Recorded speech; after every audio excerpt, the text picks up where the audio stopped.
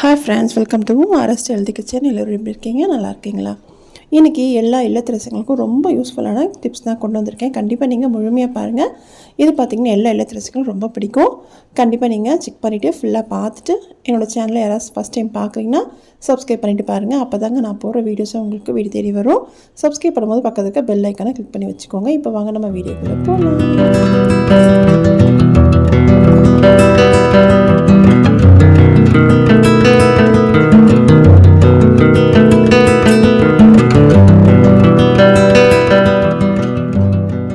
First tip பார்த்திங்கன்னா, இது மாதிரி மஷ்ரூம் க்ளீன் பண்ணுறது கொஞ்சம் கஷ்டமாக இருக்கும். ஒவ்வொரு மஷ்ரூமாக எடுத்து நம்ம க்ளீன் பண்ணிகிட்ருக்கணும்.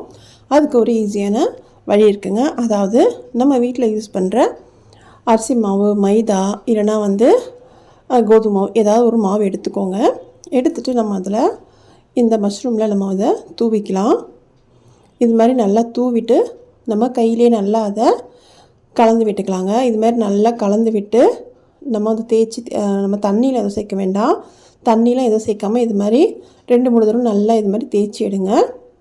இது மாதிரி தேய்ச்சி எடுத்துட்டு அதுக்கப்புறம் நம்ம தண்ணி ஊற்றி வாஷ் பண்ணும்போது அதில் இருக்க மண், அதில் இருக்க கரை எல்லாமே போயிடுங்க. இது மாதிரி ஒரு 2 தடவை பண்ணுங்கள். நமக்கு ஈஸியாக க்ளீன் பண்ணிடலாங்க. மஷ்ரூம் க்ளீன் பண்ணுறது ரொம்ப கஷ்டம்லாம் இல்லைங்க. இது மாதிரி நீங்கள் பண்ணும்போது அது நல்லாவே க்ளீனாகி வரும். ஈஸியாக நிமிஷத்தில் நம்ம க்ளீன் பண்ணிக்கலாம் பாருங்கள். இப்போ இதை க்ளீன் பண்ணியாச்சு. இது மாதிரி 2 தடவை க்ளீன் பண்ணிட்டிங்கன்னா நமக்கு மஷ்ரூம் ரெடி ஆகிடும். கண்டிப்பாக நீங்கள் ட்ரை பண்ணுங்கள். இந்த டிப்ஸ் உங்களுக்கு பிடிச்சிருந்தால் ஒரு லைக் போட்டுட்டு பாருங்கள். என்னோடய சேனலையும் செக் பண்ணுங்கள். என்னோடய சேனல் நிறைய டிப்ஸ் அண்ட் ட்ரிக்ஸ் நான் போட்டிருக்கேன். கண்டிப்பாக உங்கள் சேனலில் விசிட் பண்ணி பாருங்கள்.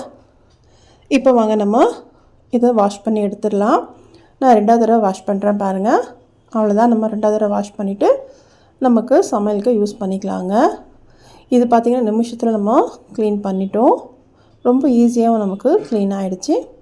கண்டிப்பாக உங்கள் வீட்டை நீங்கள் ட்ரை பண்ணுங்கள். ட்ரை பண்ணிவிட்டு உங்களோட ஃபீட்பேக் எனக்கு சொல்லுங்கள். இப்போ வாங்க நெக்ஸ்ட் ஸ்டெப் போவோம். நெக்ஸ்ட் ஸ்டெப் பார்த்திங்கன்னா, இது மாதிரி நம்ம ஒயர் அதாவது ஹெட்ஃபோன்ஸோ இல்லைனா இது மாதிரி சார்ஜிங் ஒயர் எதுனாலும் நம்ம அப்படியே போட்டு வச்சுருப்போம். அது என்ன ஆகுனா ஒரு மாதிரி சிக்காயிடும். அதை நம்ம ஆர்கனைஸாக பண்ணி வைக்கலாம். அதுக்கு நம்ம பாட்டில் மூடி இருக்குல்ல, அதாவது தண்ணி பாட்டிலோ இல்லை ஜூஸ் பாட்டில் மூடி இருக்குல்ல, அதை நம்ம எடுத்துக்கலாம். அதை பார்த்திங்கன்னா இது மாதிரி நான் எப்படி கட் பண்ணுறேன் பாருங்கள். அது மாதிரி நீங்கள் கட் பண்ணிக்கோங்க. கட் பண்ணும்போது பார்த்து இதாக கட் பண்ணுங்கள். ஏன்னா நமக்கு அது கீறுல, அதனால் பார்த்து கட் பண்ணுங்கள். இது மாதிரி நடுவில் ஹோல்ஸ் வர மாதிரி இந்த மூடியை நான் கட் பண்ணிக்கிறேன். கட் பண்ணிவிட்டு உங்களுக்கு எந்தெந்த ஒயர் இருக்கோ அதை இது மாதிரி நல்லா அதை மடிச்சுட்டு அந்த ஹோல்ஸில் நம்ம இதை போட்டு மாதிரி நம்ம போட்டு வைக்கும் போது நமக்கு சிக்கும் ஆகாது, எடுக்கிறதுக்கும் ஈஸியாக இருக்குங்க.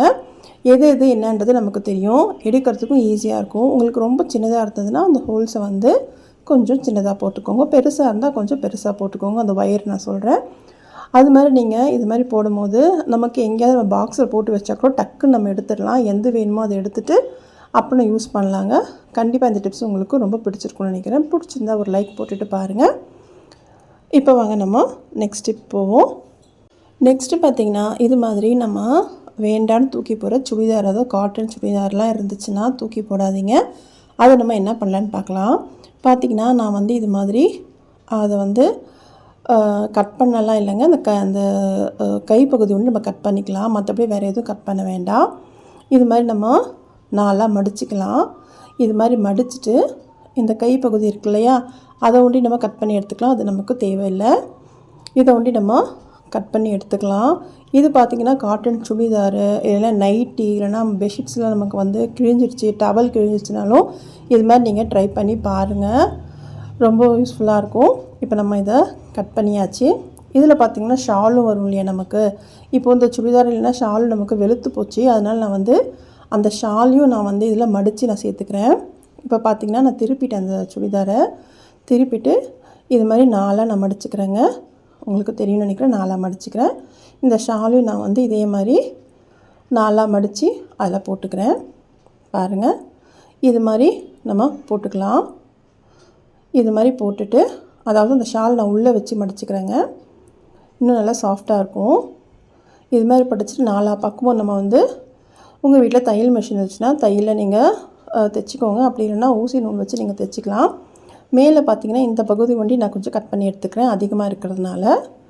இப்போ இதை இப்படியே மடித்து நான் இதை தைச்சி எடுத்துகிட்டு வரேன். இது எதுக்குன்னு பார்த்தீங்கன்னா, நம்ம கடையில் கால் மிதி வாங்குவோம் இல்லையா, இனிமேல் தேவையே இல்லைங்க. இது மாதிரி காட்டனில் டவலோ சுடிதாரோ இருந்துச்சுன்னா நீங்கள் இது மாதிரி ஈஸியாக செஞ்சுக்கலாம். இதில் வேறு எந்த வேலையும் இல்லை. நம்ம சதுரமாக கட் பண்ணணும், தைக்கணும், அவ்வளோதாங்க. இதே மாதிரி நீங்கள் பண்ணும்போது இது நல்லாவும் இருக்கும், நல்லாவும் தண்ணியும் இழுக்குங்க. பாருங்கள், நாலா பக்கம் நல்லாவே தைச்சிட்டேன். உங்களுக்கு வேணுன்னா சைடில் வந்து துணி கொடுத்து நீங்கள் போகிற மாதிரி தைச்சிக்கலாம். நான் எதுவும் நான் தைக்கலை, நான் உள் பக்கமாக மடித்து நான் தைச்சிட்டேங்க. அதை பாருங்கள், நமக்கு ரெடி ஆகிடுச்சு. இது பார்த்திங்கன்னா பாத்ரூமில் கிச்சனில் நம்ம நிற்கும் போது எங்கே வேணால் நம்ம போட்டுக்கலாங்க. காலுக்கும் நல்லா சாஃப்டாக இருக்கும், நல்லாவும் இருக்கும். கண்டிப்பாக நீங்கள் உங்கள் வீட்டில் ட்ரை பண்ணுங்கள். ரொம்ப சிம்பிளாக நம்ம இதை பண்ணிடலாங்க.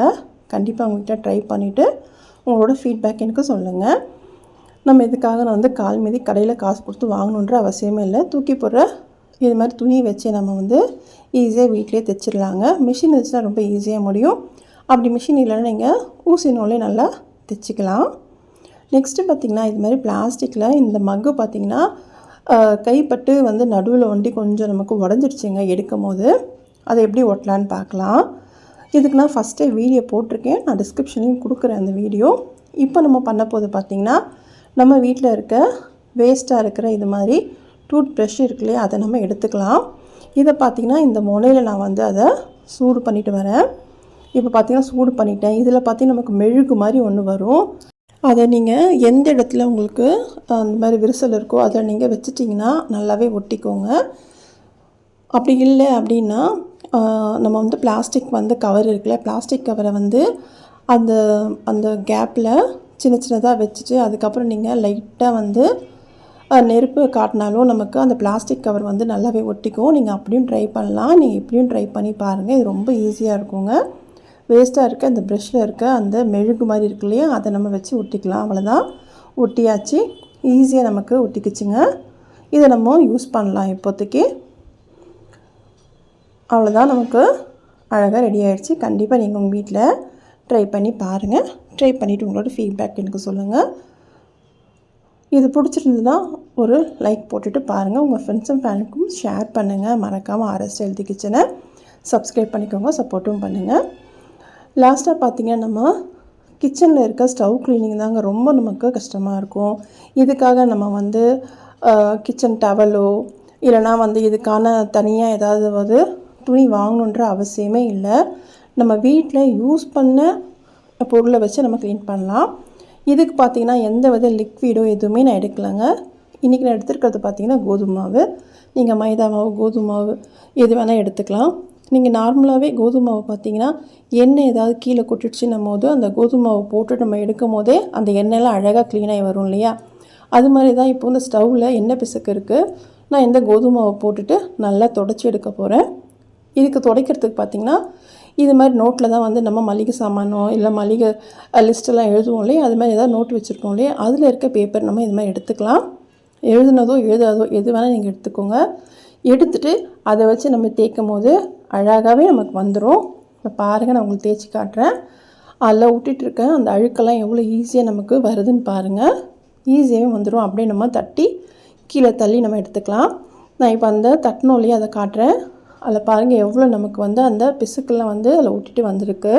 இப்போ பார்த்திங்கன்னா அதே பேப்பர்லேருந்து இன்னும் ஒரு 2 பேப்பர் எடுத்து நம்ம இதை நல்லா தொடச்சி எடுத்துக்கலாம். நான் வந்து இந்த பேப்பர் எடுத்து லைட்டாக வந்து தண்ணி லைட்டாக தெளிச்சிக்கிறேங்க.